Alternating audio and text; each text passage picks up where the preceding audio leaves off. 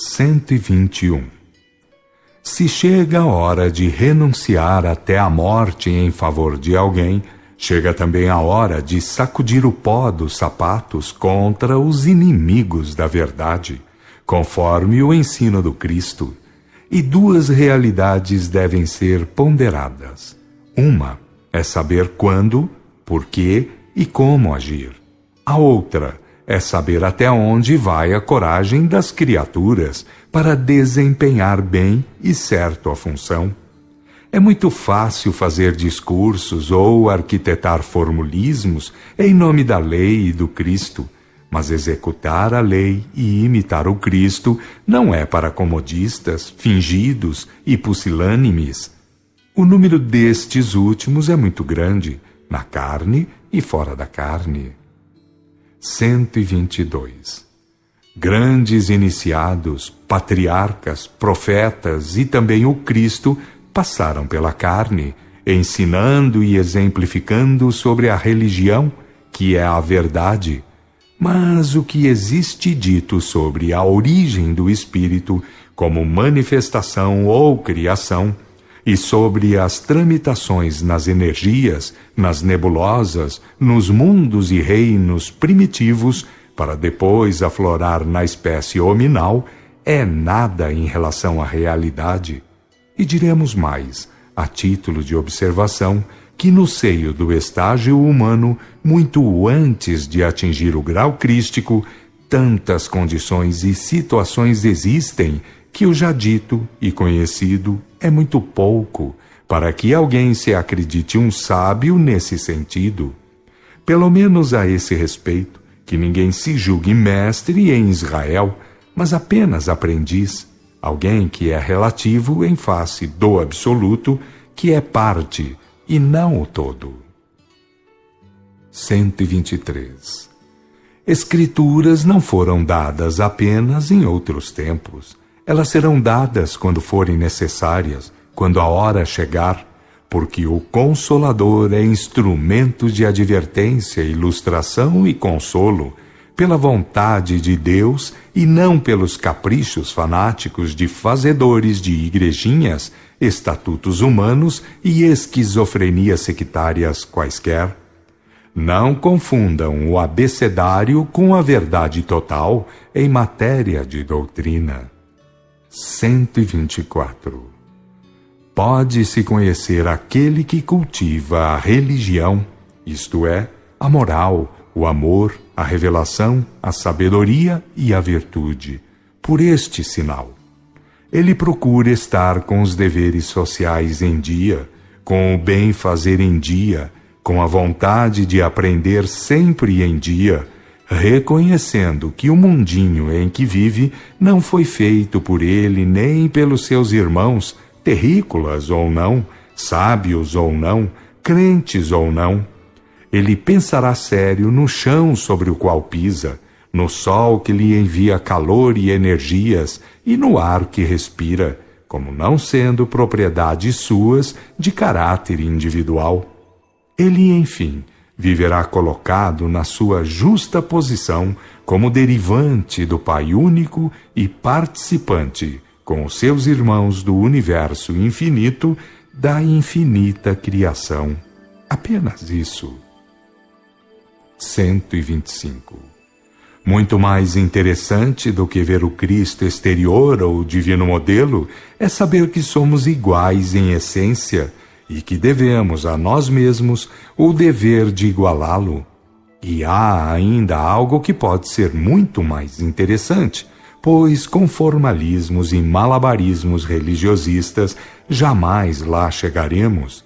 Aquele que foi crucificado pelos religiosistas nasceu numa manjedoura, passou a vida ensinando a verdade e curando toda sorte de feridas e dores em seus irmãos menores e tutelados. É de bom alvitre, pois, reconhecer que cada um pensa como pode e não como quer. E de melhor alvitre ainda é reconhecer que a verdade que livra, a religião, está em nós mesmos, com ou sem as conversas de quem quer que seja. Em qualquer circunstância, separe entre o bem e o mal e produza todo o bem possível, afirmando em face do mundo que por cima da lei ninguém jamais passará, com credos ou sem credos. Argumentos humanos não passam de argumentos humanos. 126. Aquele que é realmente manso e humilde sabe quando deve dizer e agir corretamente, porque o divino modelo se erguia diante dos grandes do mundo e se fazia pequenino diante dos pequeninos, bem ao contrário do que vemos acontecer da parte dos que se dizem cristãos. Pudera. A lei que o Cristo veio exemplificar e não derrogar faz diferença entre pequenos e grandes, sábios e ignorantes, mandantes e mandados, santos e devassos. A lei de Deus não é parábola. 127. O heroísmo tem muitos sentidos, mas o heroísmo que a verdade reclama é muito profundo. Não enfeita os heróis com os brasões do mundo, quase sempre imediatos, senão passageiros. Resta saber, ainda, que o primeiro garante glórias em continentes vibratórios distantes do materialismo do mundo, enquanto o segundo pode gerar o pranto e ranger dos dentes bem no seio do materialismo, bem rente a este plano de guerras, pestes e fomes. Tudo que é amarelo é ouro? 128. Só aos tolos é permitido pensar que, com a verdade, se pode fazer experiência ou agir de modo capcioso pelo simples fato de usar o seu nome no momento de praticar o ato. Os antigos iniciados e profetas bem disseram que a verdade é um fogo devorador, e o Cristo, seu verbo, disse assim: aquele que se chocar contra esta rocha, rebentar-se-á, e aquele sobre quem ela cair será esmigalhado. Não se confunda o tolerar a mediocridade com o endossar essa mesma mediocridade. 129.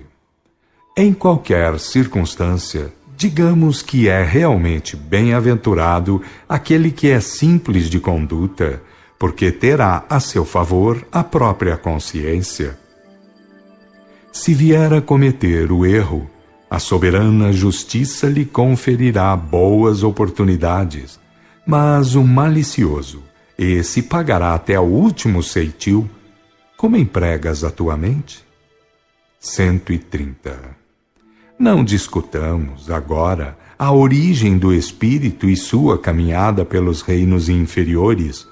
Vamos encarar de frente estes fatores básicos à edificação: vontade, relativo livre-arbítrio, ação e responsabilidade, porque ninguém jamais atingirá o grau crístico ou de unidade vibratória com o Pai Divino sem ter que conhecer e trabalhar no seio dessa realidade.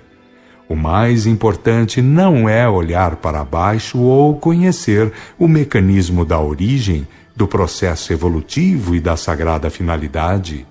O mais importante é viver de acordo com o grau já atingido, para facilitar a subida até os graus superiores. Façamos a nossa parte, porque a de Deus, Ele mesmo é quem cuida, sem perguntar pelos nossos conceitos ou preconceitos.